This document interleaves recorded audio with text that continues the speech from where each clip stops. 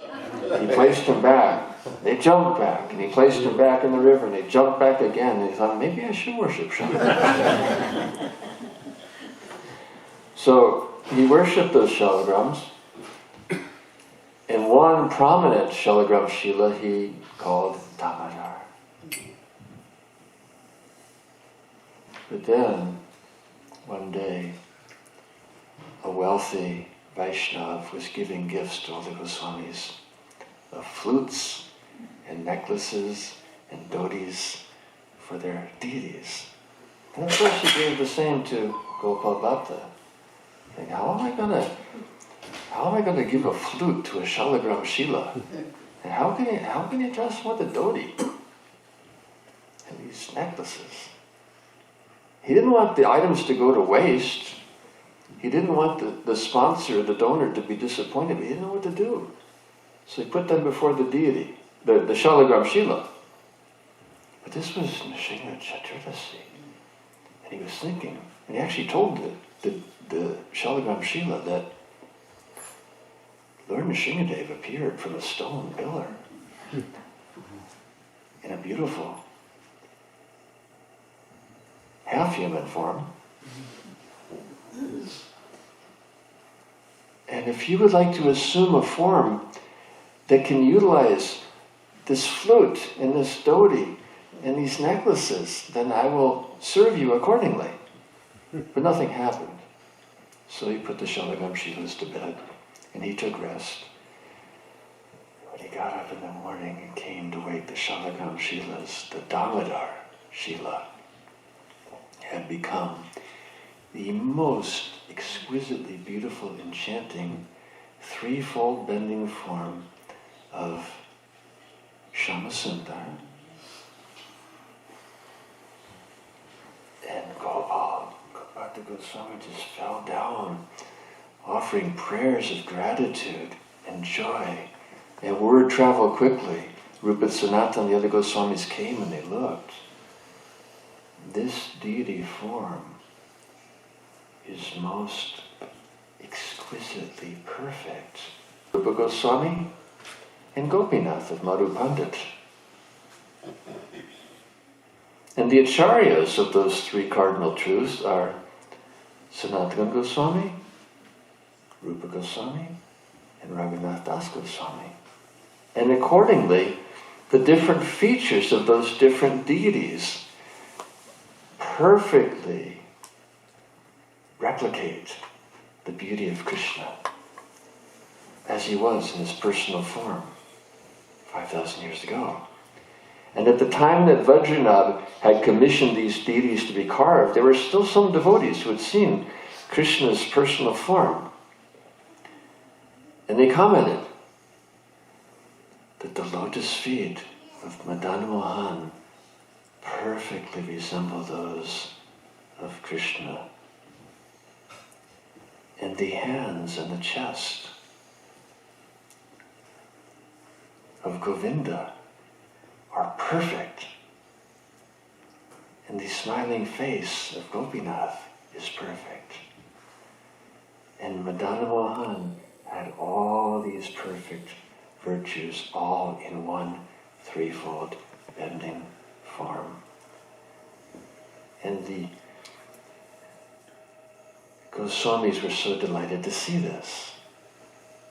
Happy at the good fortune of Gopal Bhatta Goswami. This is Vaishnav, always happy at the good fortune of other Vaishnavas and everyone in the world.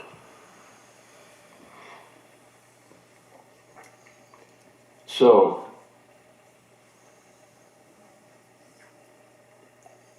Gopal Bhatta Goswami worshipped that deity of named Radharaman because he appeared right at that area where Krishna ran away from the Rasa Lila to give the ultimate pleasure to Srimati Radharani, which is what Radharaman means. Gopal Bhatta Goswami was worshipping this deity. But then he was thinking, he was feeling a little guilty. I promised my father I would spend my life worshipping Lord Gauranga. But here I am, worshipping Radharaman. It's not that in Krishna consciousness we become free of emotions. Our emotions become purified and intensified as expressions of love, not expressions of our selfish, egotistic feelings as they are in conditional life. Mayavadis and impersonalists, they practice yoga and different transcendental methods, including devotional service, chanting the holy name, worshipping the deity, and serving devotees, because they want to become transcendental, equipoised, and liberated. Real devotees are not concerned with liberation. They're not concerned with peace. They're concerned with love, which is the ultimate abode of peace and joy. We preach like this, that our devotional service should be free of desire for jnana, karma, or liberation. But how much do we really want to just be free from the miseries of this world? And how much are we impersonal? More than we would like to admit. Anyway, he was feeling very emotional that I promised my father I would worship Lord Gauranga. Here I am worshipping Radharaman. And before his very eyes, that threefold bending form of darkish Shyamasundar playing on his flute became that golden Navadvip Chandra, Lord Gauranga in his household days as the husband of the goddess of fortune, with his beautiful wavy hair cascading around his face, which is more beautiful than the autumn moon, cascading down across his broad shoulders. And he just fell down again, offering his obeisances and prayers to Lord Gauranga. And when he looked up, he was again Radharaman smiling joyfully and mischievously upon him. And Gopal Bhatta Goswami realized that all his desires and all his obligations had been perfectly fulfilled in worshipping Radharaman. Gopal Bhatta Goswami was very influential amongst the Goswamis, but we don't hear it in Chaitanya Charitamrita because of his own humble request. When he came to Vrindaban, at the request of Govinda Dev, he was serving Rupa Goswami's deity. He assisted in the writing and editing of Hari Bhakti Vilas, as well as commentary on Bilva Mangala Thakur's Krishna Karnamrita. And actually, Lord Gauranga in Sri Rangam had predicted that when you become like the younger brother of Rupa and Sanatan, disciples will come to you from all over the land and you will assist in the printing and distribution of the Goswami's books. He didn't know how this was possible.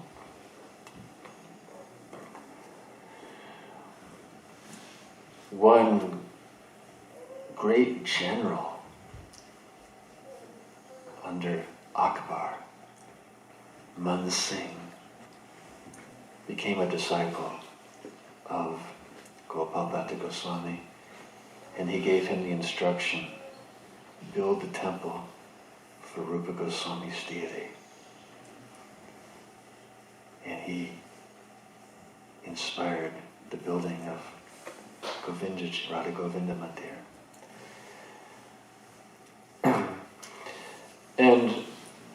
And back in Puri, Lord Gauranga was wondering, I wonder if Gopal Bhatta has arrived in Vrindavan as yet.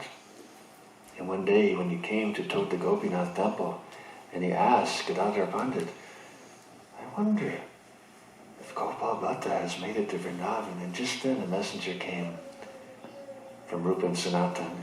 Yes, he is here. We've adopted him like a younger brother. And he is a real jewel who is enriching life in Vrindavan Dham.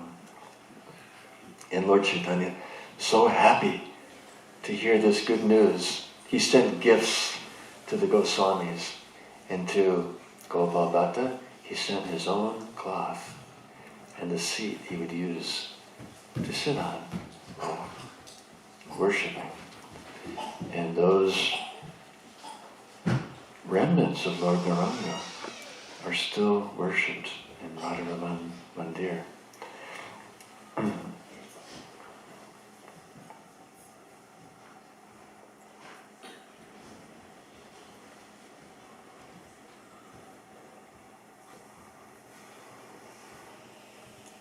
In Bengal, there was a devotee who happened to come upon the hair-cutting ceremony just before Lord Chaitanya's sannyas.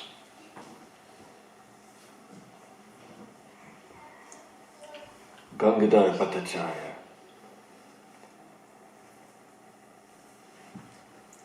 His first darshan of Lord Gauranga was having his hair cut just prior to taking sannyas.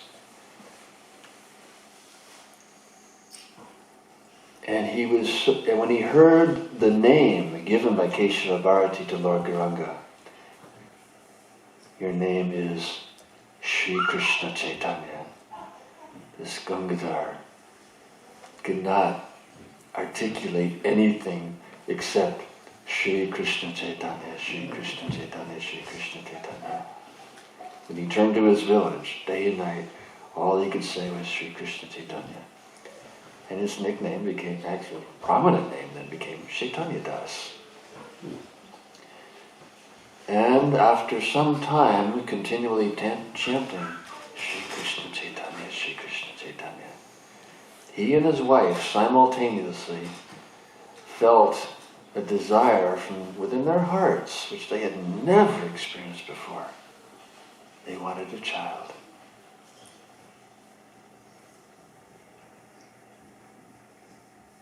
And she said, we should go to Puri, see if Lord Gauranga blesses this aspiration.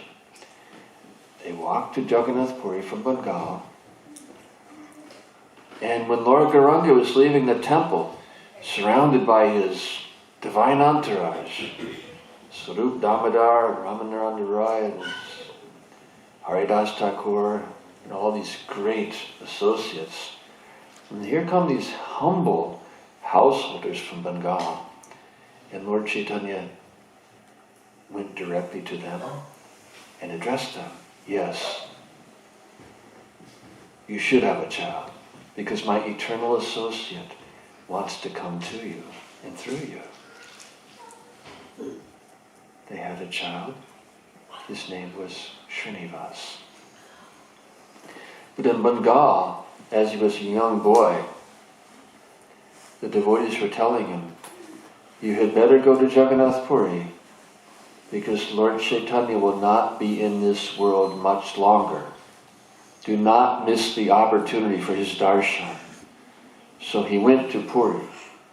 And just when he was approaching Jagannath Puri, he saw the people everywhere were crying and lamenting and falling down on the ground in great, bitter lamentation. He asked, what is going on?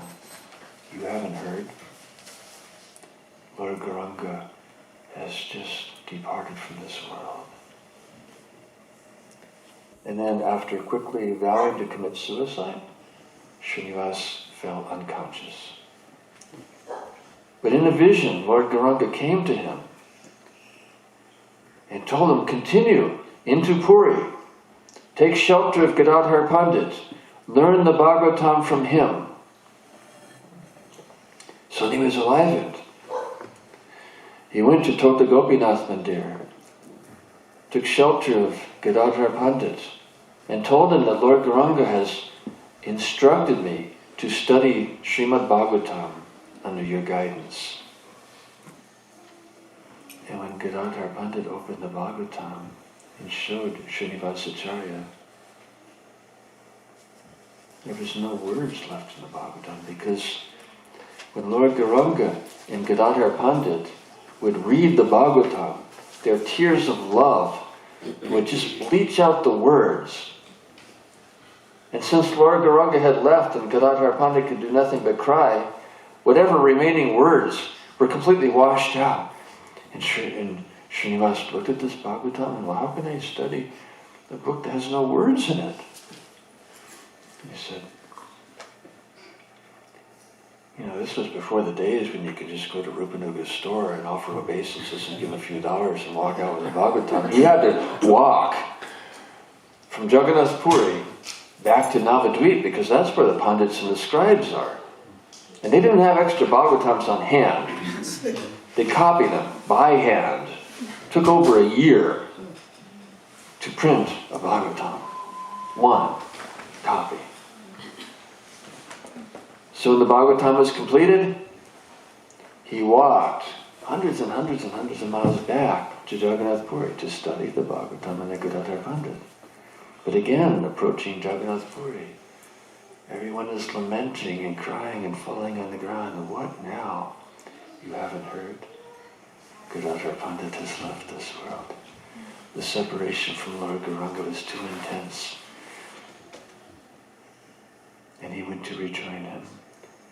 Again, he vowed to commit suicide. He fell unconscious. Gadadhar Pandit appeared to him in a vision. Said, go to Vrindaban. Take shelter of Rupa and Sanatan. Study the Srimad Bhagavatam under them. He went to Vrindaban. And in Mathura, he took his bath in Vishramghat. And he was proceeding towards Vrindaban, and he saw the devotees lamenting and crying and falling down on the ground. And what now? You haven't heard? Rupa and Sanatan have departed this world. He again vowed to commit suicide, fell unconscious, but in a dream, Rupa and Sanatan with Lord Gauranga appeared to him and said, no, go to Jiva Goswami, study the Bhagavatam under him. So he proceeded. First he met Gopal Bhatta Goswami. No, first he met Jiva Goswami, who took him to Gopal Bhatta Goswami. Gopal Bhatta Goswami took Srinivasacharya to Radharaman and offered his aspiring disciples' life to the lotus feet of Radharaman. And then he entrusted him to Jiva Goswami to learn the Srimad Bhagavatam from him. And in the class, as classmates with Srinivasacharya, was from Orissa, Shyamananda. And from Khetri, Narada. And these three boys became the best of friends. They would study Srimad Bhagavatam under Jiva Goswami. And then at the completion of their Srimad Bhagavatam studies, and they wanted to do real deep Braj Mandala Parikrama. And they asked Jiva Goswami, do we have your blessings? And right at that time, Raghava Goswami arrived from his cave in Govardhan, where he spent most of his time, but he came out because he wanted for a change to have someone to go on Parikrama with him. So he came to Jiva Goswami.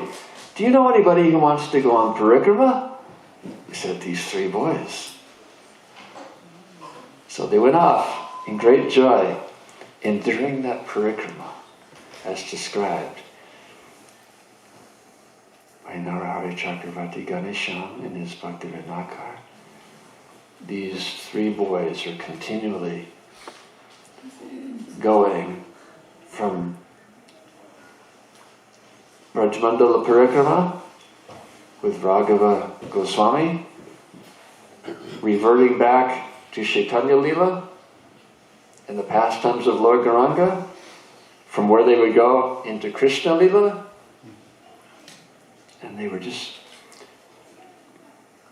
crossing through these different dimensions and integrating the whole experience as preparation for the next instruction.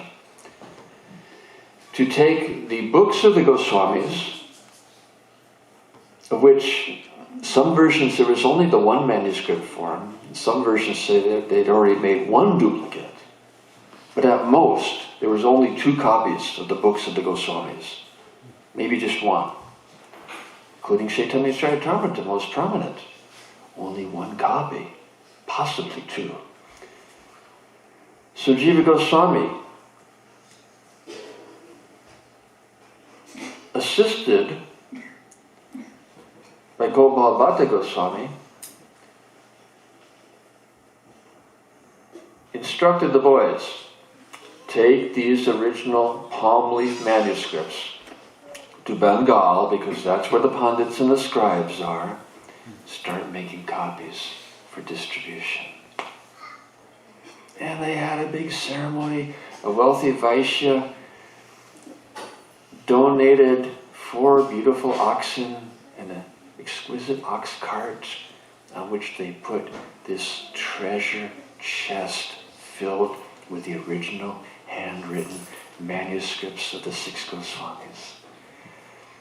And with armed guards. Because, you hear about these devotees or the Lord Gauranga himself, just dancing thousands of miles across the length and breadth of India. Well, bear in mind, practically every country was at war. Only Orissa was safe because of the strong protection of Maharaja Prataparudra. The Muslims and the Hindus and the dacoits, wars were waging everywhere. And these devotees and Lord Gauranga himself were, crossing continually through different battlefields. So, they leave Vrindaban with the books, the original palm leaf manuscripts. And they go through all these dangerous regions. But miraculously, they had no difficulty until they reached Bengal.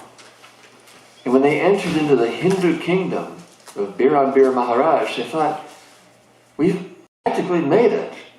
Because all during the voyage, they hardly slept or ate. They were so vigilant day and night that these books are so precious for the welfare of this world. We cannot ease our vigilance for a second, day or night. We have to protect them with greatest care. But now, the trip went quite smoothly. And if ever such a thing happens in your devotional service, don't necessarily take it as a sign that this is what Krishna wants.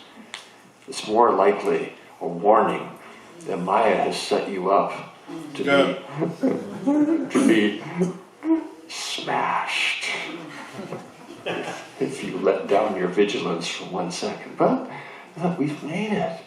We're in Bengal, in a Hindu kingdom. And we hear that this king, he likes to hear Srimad Bhagavatam. So after such a difficult, treacherous, demanding journey,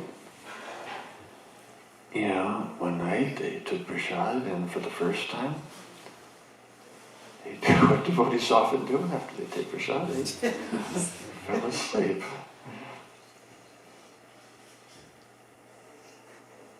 In the morning, when they woke up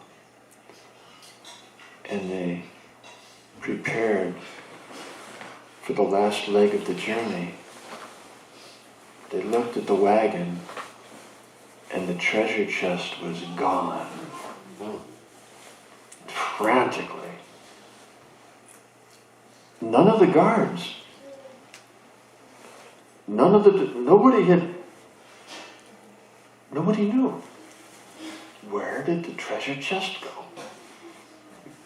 So the first, after searching everywhere and asking everyone and nobody knew anything, now Narottam Das Thakur and Shyamananda Pandit, they just wanted to commit suicide on the spot. They had been entrusted with the original writings of the 6 Goswamis, the most precious treasure in all of creation. And on their watch, it had all vanished. But Srinivasacharya was a little intuitive and deeply wise, and it was his Prabhupada Desh, Bengal. He said, no. Krishna could not possibly allow this to happen. These books didn't vanish. This is part of some pastime unfolding. So he told Narottam, you go back to Kechri, Shyamananda, you go back to Orissa, keep preaching. They preached mainly through Kirtan, Narottam Das Thakur, Shyamananda Pandit, whereas Srinivasacharya preached by a combination of Kirtan and Bhagavatam. And in his Srimad Bhagavatam dissertations, he would illumine the life and teachings of the Golden Avatar, which is the very living embodiment of Srimad Bhagavatam, as are the lives of his devotees, different aspects of that absolute truth, coming in personal form to our lives to inspire us and assure us of the possibility and reality of Krishna consciousness in our own lives. So Srinivasacharya didn't know what to do. But some of the locals took compassion upon him and said, you know, you ought to talk to the king. And they told him that he likes to hear Srimad Bhagavatam and he has a pious streak to him. What they didn't tell him is he's probably the one who stole the books. Because he has this royal entourage that appears very pucka during the day. And at night they become dacoits, highway robbers. And they had the king had this astrologer who was very accurate in his predictions. Whenever he predicted there's a treasure moving through your kingdom here, and his courtiers, very cultured during the day, dacoits at night, would go, and sure enough, every time there was a treasure, and they'd steal it. And they'd pay themselves lavish salaries. So, the astrologer told the king that today there is a treasure moving through your kingdom, more precious than any gold or jewels or gems. And there's just these 3 young boys and a few guards, and they'll fall asleep one night. And the king told his men, get the treasure. So they had actually been following the caravan for some time, but they realized these devotees, they never sleep. They were getting very frustrated. But then that one night, when Srinivasacharya began to speak. And when he began to sing the verses of the Bhagavatam, which he fashioned in such a way as to reveal the mercy and the love and the Braj Bhakti personified in the Golden Avatar, King Birambir felt his heart melting. And after the class, he came up to Srinivas, who are you? Srinivas said, Lord Gauranga, out of his causeless mercy, has descended into this world to teach Braj Bhakti. He has dispatched the 6 Goswamis to Braj with the mandate to excavate the lost holy places, establish temples, install the deities, and write books for the upliftment and the welfare of the world. I, with my 2 associates in the schoolmates in this in Jiva Goswami's academy have been entrusted with the life works of all the 6 Goswamis. And here, in your very kingdom, the chest containing those original manuscripts just vanished. And if you know anything or can help us in any way, please, I beg your assistance. King Birambir just fell to the lotus feet. Srinivasacharya crying and lamenting. I am the one who stole those books. Please deliver me. Where are the books? So he took him to the secret room. Now, according to legend, when they loaded the trunk with books, Chaitanya Charitamrita was placed in first, and the other manuscripts were carefully placed on top of it. When they opened the trunk, Chaitanya Charitamrita was on the top, because it is verily the cream of all Vedic literatures which had risen to the top position. So the king asked Srinivasacharya, it was mutual, but he offered him, I will make you a room in the palace, just stay here and give Bhagavatam class every day. Which he did. And he asked something of the king. We're in Bengal. You have the pundits, you have the scribes. Copy these books. You distribute these books. And the king was delighted. He said, all the resources of my kingdom are placed at your command to copy and distribute these books, first through Bengal, then through India, and eventually to all the world.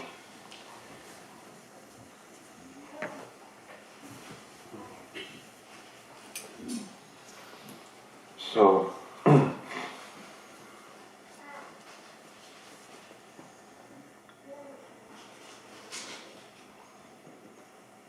in that discussion between Lord Gauranga and Venkat Bhatta,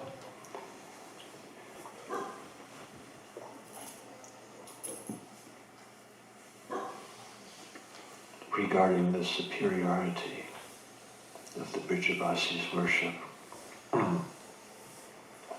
it's not that the Aishwarya aspect of Godhead, His awe and majesty, is absent in Braj. It is most complete, perfect, and full there. But it is so completely covered and eclipsed by the sweetness, beauty, and charm of Madhurya that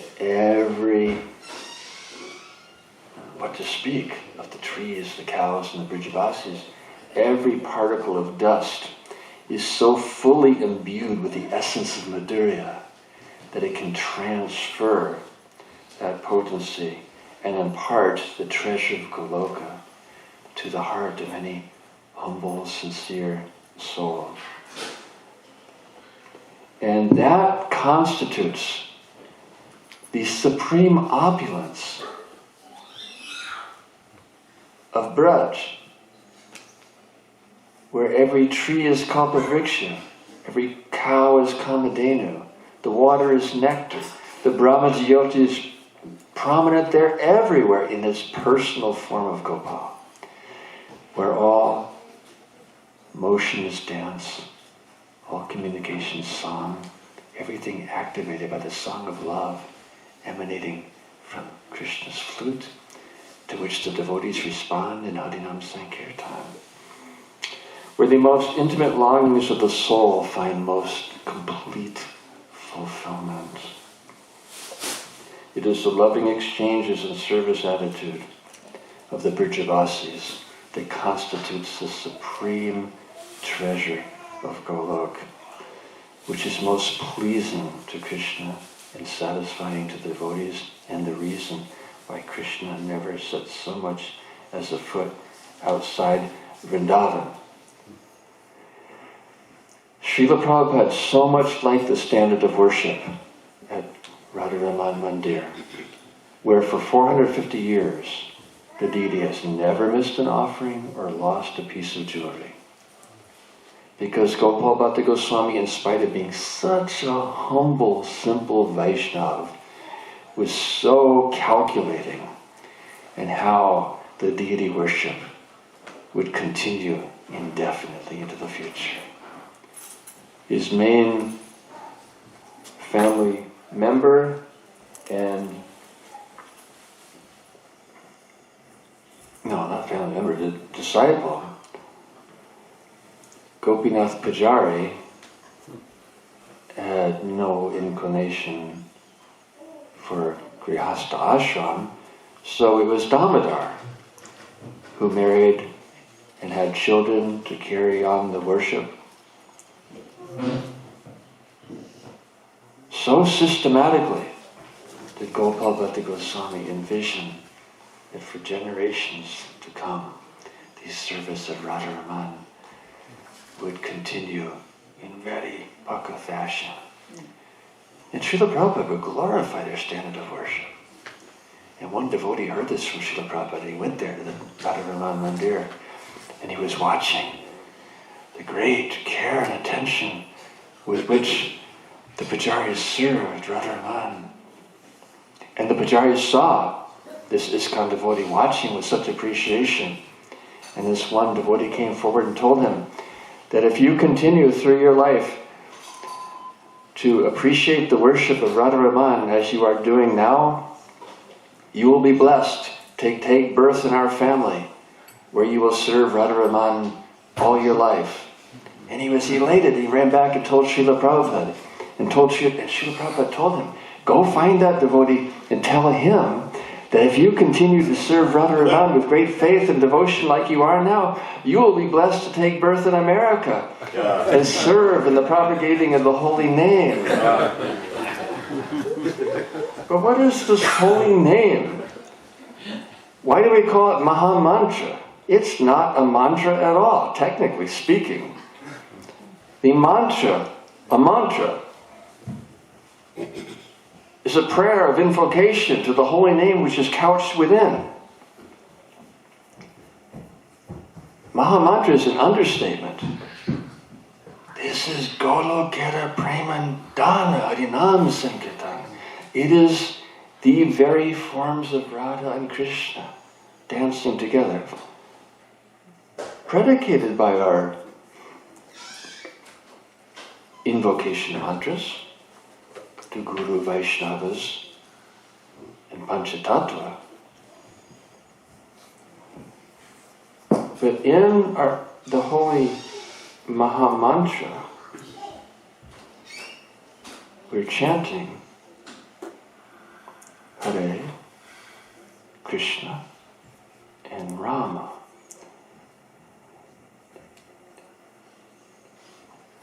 What is our inner conception? And Srila Prabhupada, he gave a very generic translation of the Maha Mantra, which can't be translated, it's holy names, but he gave it the apparent translation to establish the mood of our chanting. O Supreme Energy, devotional energy of Godhead, O Krishna, please engage me in your service. That's the general mood Srila Prabhupada gave for chanting Hare Krishna. But it is our inner conception of the names in the mantra that will determine our spiritual attainment. Hare is obviously Radhe,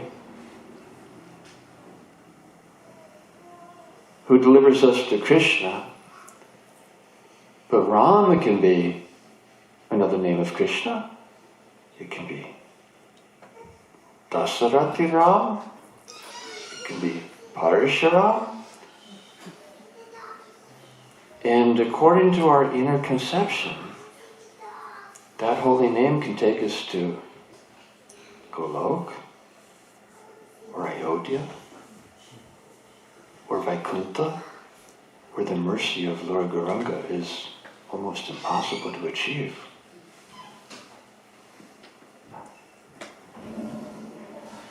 the Gaudiya Vaishnavas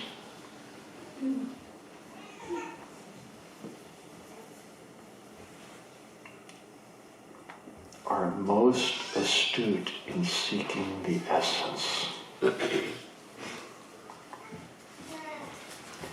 And they give another possibility for our conception in the name of Ram, which is Radharaman, the one who gives the ultimate pleasure to Srimati Radharani. And if we chant the Mahamantra with that conception, our destination will be the heart of Golok, the forest of Vrindavan, where an endless night hosts continuous festivities of endless dance, where the song of love, broadcast by Krishna's flute, inspires chanting of the holy names and all recipients. And this is what Lord Gauranga, through the 6 Goswamis and the Acharyas in Gaudiya Vaishnava Sampradaya, have delivered to this world. That treasure of Golok, that Madhurya Ras. Lord Narayan reveals himself in 2.5 rasas.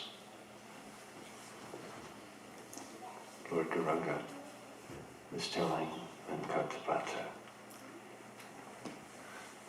But Krishna manifests in 12 rasas. 5 primary, 7 secondary.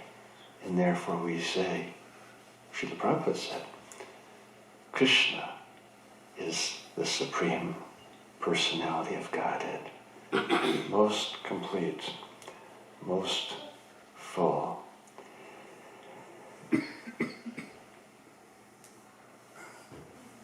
And able to reciprocate our deepest longings for intimate, loving relationships with the Supreme Lord and His devotees, which grants the deepest satisfaction to the heart. Thank you very much. Haribol.